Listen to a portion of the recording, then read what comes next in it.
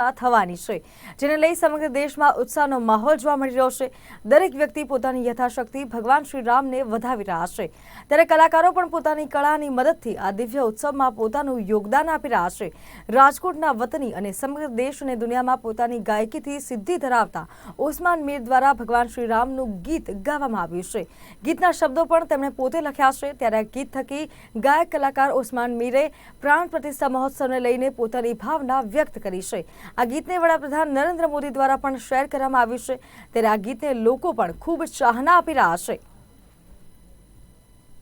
રામના મંદિરનું જે છે તે ઉદ્ઘાટન થવા જઈ રહ્યું છે, જેને લઈ સમગ્ર દેશની અંદર એક ઉત્સાહનો માહોલ છે। ત્યારે રાજકોટના અને સમગ્ર સૌરાષ્ટ્ર અને દેશ દુનિયામાં પોતાની નામના ધરાવતા ઓસમાનભાઈ મીર દ્વારા છે તે એક ગીત રજૂ કરવામાં આવ્યું છે અને પીએમ દ્વારા આ ગીતને ટ્વીટ કરવામાં આવ્યું છે।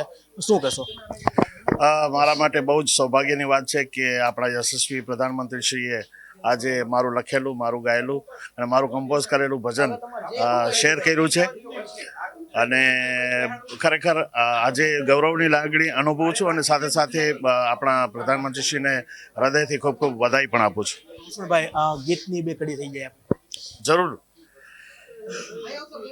હે રામજી પધારે, શ્રી રામજી પધારે, रामजी पधारे, श्री रामजी पधारे, देखो अवध नगरिया में रामजी पधारे।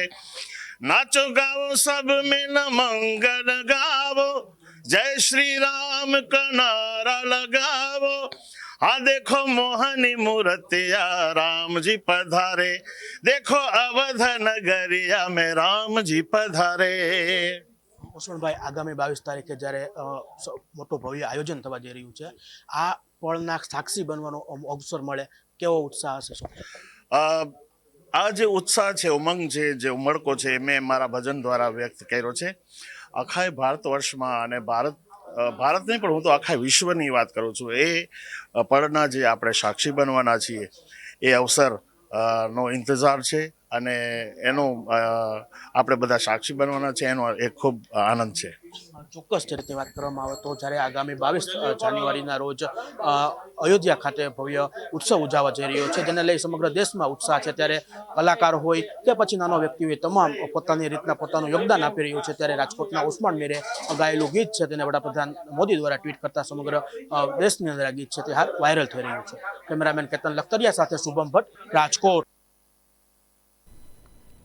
સમાચારોમાં